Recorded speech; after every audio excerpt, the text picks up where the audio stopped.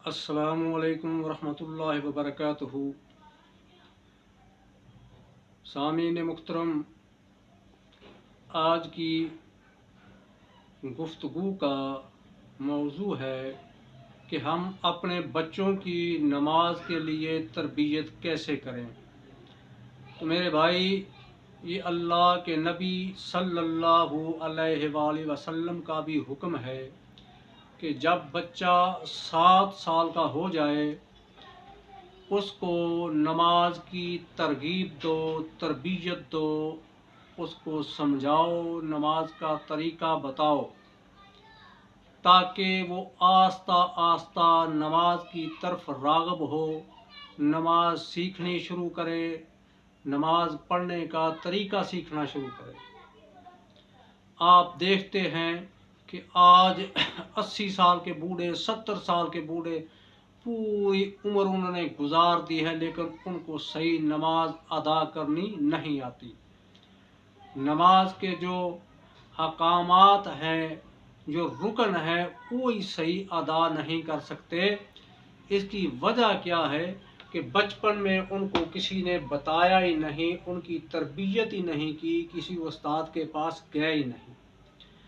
तो जब हम बचपन से बच्चों की इस्लाह करेंगे, उनको नमाज का मतन भी याद करवाएंगे, नमाज का तर्जमा याद करवाएंगे, फिर नमाज के जो अरकान है उनको कैसे अदा करना है, क़याम कैसे करना है, रुकू कैसे करना है, सजदा कैसा करना है, तशहद कैसे करना है, ये तमाम तर चीज़ें बच्चों को बताएंगे, वज़ू का तरीका बताएंगे, उनको पता चलेगा।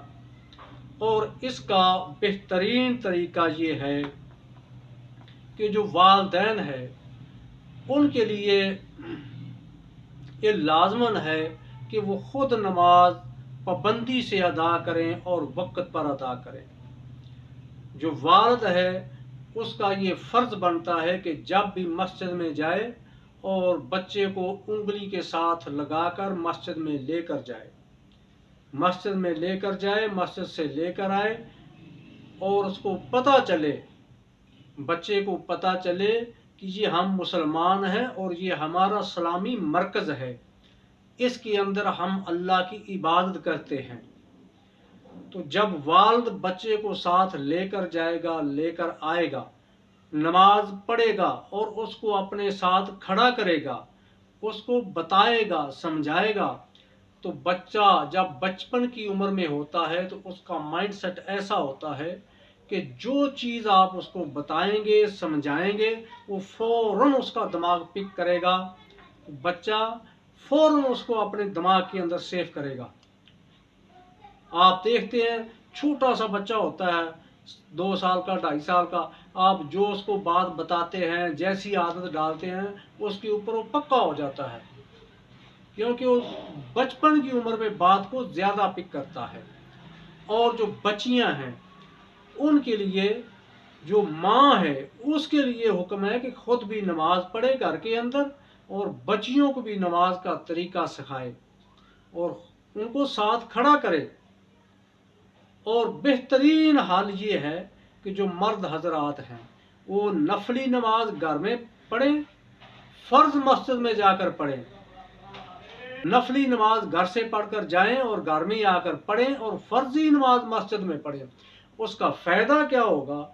एक तो घर में अल्लाह की रहमतें नाज़िल होंगी, बरकतें नाज़िल होंगी, और घर के अंदर जितने फैमिली मेंबर हैं उन सबको पता चलेगा कि नमाज पढ़नी है, यह भी कोई हुक्म है, ये हमारा घर का बड़ा पढ़ रखा है, हमें भी पढ़नी चाहिए।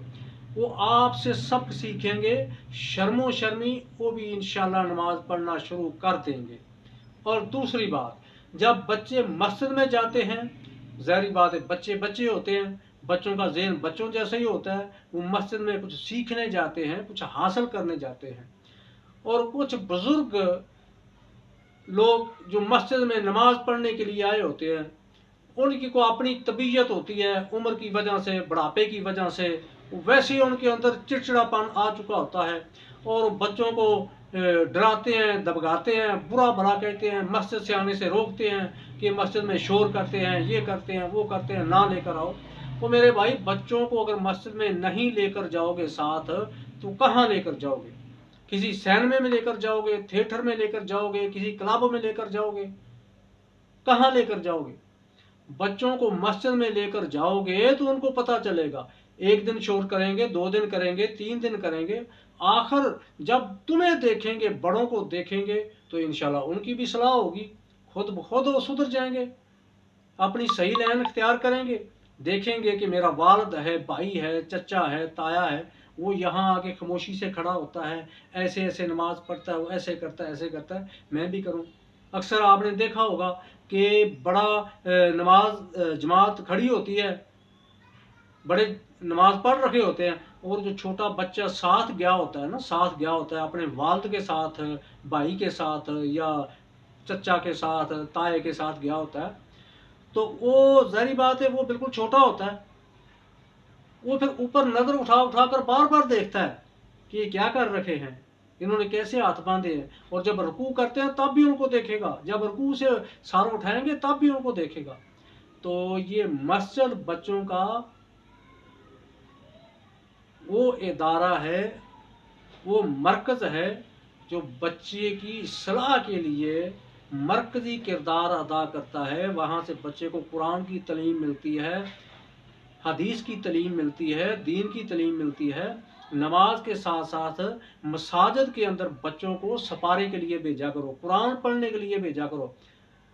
शहरों में क्या होता है, बाद लोग ऐसा करते हैं, घर में कारी लगवा लिया, वो घर आता है, उसको पैसे भी देते हैं, फीस भी देते हैं, 1 घंटा, आधा घंटा, 2 घंटे बच्चों को पढ़ाता है, पढ़ाकर चला जाता है।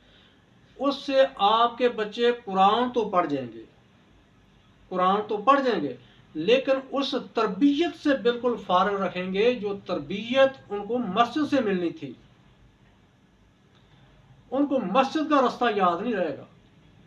लेकिन जब आप उनको मस्जिद में भेजोगे, मदरसे में भेजोगे सपारा पढ़ने के लिए, और उनको पता होगा ये हमारा मरकज़ है, ये हमारी मस्जिद है, ये हमारा इबादत खाना है, यहाँ हमने नमाज पढ़ने भी आना है, कुरान पढ़ने भी आना है, हमारे बड़े भी आते हैं, हमने भी आना है। तो मेरे ब्रादर, बच्चों की सलाह करें, बच्चों की तरबियत करें। बच्चों की अगर सलाह और तरबियत करने में तुम कामयाब हो गए तो इंशाल्लाह तुम्हारा बुढ़ापा बड़े सुकून से गुजरेगा,